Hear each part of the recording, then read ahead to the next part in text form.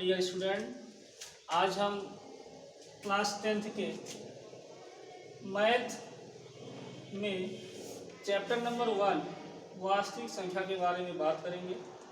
वास्तविक संख्या होती क्या है, वास्तविक संख्या किन किन संख्याओं से मिलकर बनी है, उन संख्याओं के बारे में हम आज चर्चा करेंगे। सबसे पहले हम चर्चा करते हैं प्राकृतिक संख्या क्या होती है। प्राकृतिक संख्याएं, जिसे इंग्लिश में कहते हैं नेचुरल नंबर। नेचुरल नंबर क्या होता है? ऐसी संख्या जिसे हम गिनने में प्रयुक्त करते हैं, आसानी से गिन सकते हैं, जैसे 1 2 3 इनफाइनाइट तक। ये सब नंबर जो होते हैं वो नेचुरल नंबर होते हैं। इसे n से रिप्रेजेंट करते हैं, इसे n से रिप्रेजेंट करते हैं। इसके बाद आता है पूर्ण संख्याएं। पूर्ण संख्याएं जिसे हम होल नंबर कहते हैं। होल नंबर क्या होता है? इन प्राकृतिक संख्याओं में यदि हम जीरो सम्मिलित कर देते हैं, जीरो शामिल कर देते हैं, तो उससे जो प्राप्त समुच्चय होता है उसे हम कहते हैं पूर्ण संख्याएं। जैसे 0 1 2 3 इनफाइनाइट। इसे हम W से रिप्रेजेंट करते हैं। पूर्ण संख्याओं के बाद आता है पूर्णांक। पूर्णांक क्या होता है? पूर्णांक को इंग्लिश में कहते हैं इंटीजर। इंटीजर क्या होता है? इसमें जो पूर्ण संख्याएं होती हैं, अगर उनकी प्राकृतिक संख्याओं में हम माइनस इनफाइनाइट से लेकर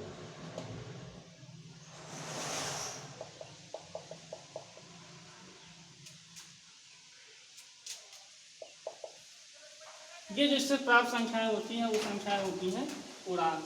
ये पूरी धनात्मक होती हैं, ये धनात्मक संख्याएं होती हैं, धनात्मक पूर्णांक। और ये जो पूर्णांक होता है ये होता है ऋणात्मक।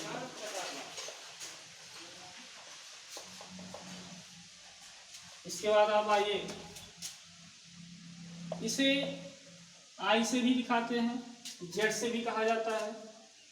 परमेय संख्या क्या होता है? अब आइए परमेय संख्या जानते हैं। परमेय संख्या को इंग्लिश में कहते हैं रेशनल नंबर।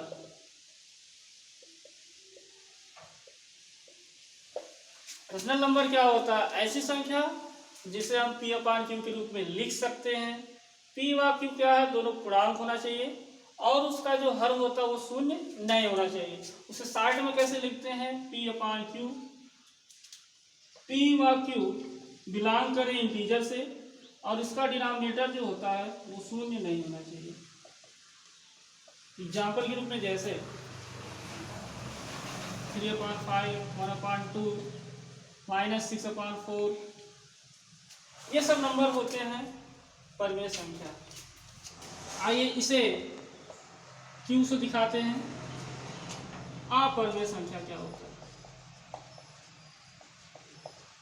जिसे इंग्लिश में कहते हैं इरेशनल नंबर।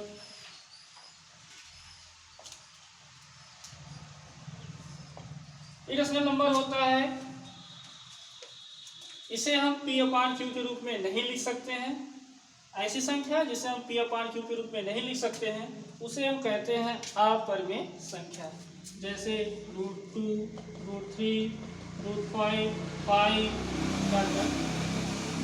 ये सब संख्याएं अपरमेय संख्या होती है। इसके बाद वास्तविक, अब इस संख्याओं के बाद हमें पता करना है कि वास्तविक संख्या होता क्या है। वास्तविक संख्या में एक पार्ट आता है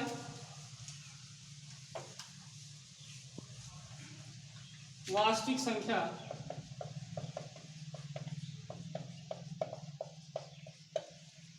परमेय संख्या और अपरमेय संख्या को मिलाने से जो समुच्चय उसे प्राप्त होता है, जो संग्रह होता है, वो हमारा कहलाता है वास्तविक संख्या। परमेय संख्या व अपरमेय संख्या के संग्रह को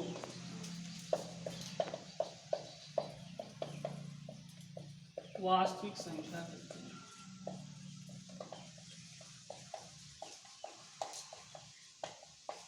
इसे R से रिप्रेजेंट करते हैं।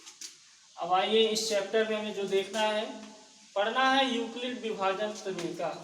यूक्लिड विभाजन प्रमेयिका क्या होती है, यूक्लिड के बारे में हम चर्चा करेंगे। अब यूक्लिड विभाजन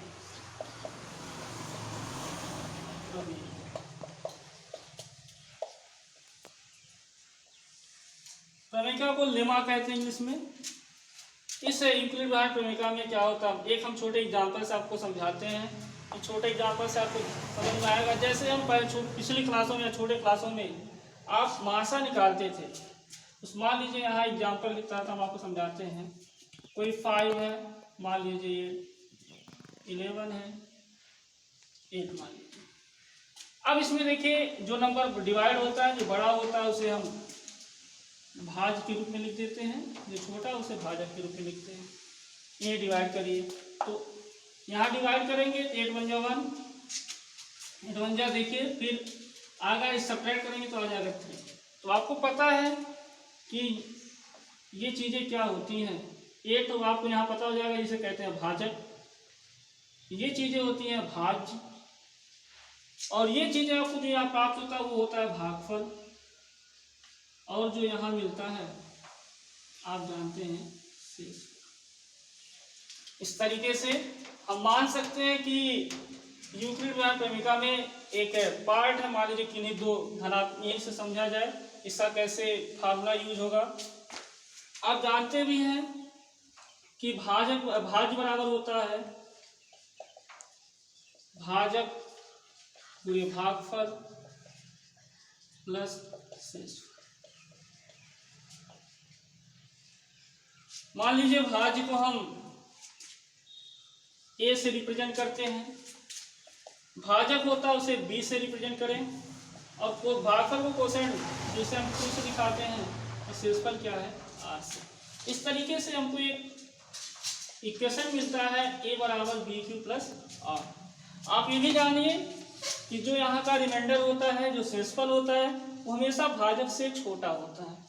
तो यहाँ देखिए इससे शर्त होगा 0 is less than R is less than B। ये जो शर्त होती है, यही शर्त जो इससे इक्वेशन प्राप्त हुआ, यही इक्वेशन यूक्लिड विभाजन प्रमेय का होती है। धन्यवाद।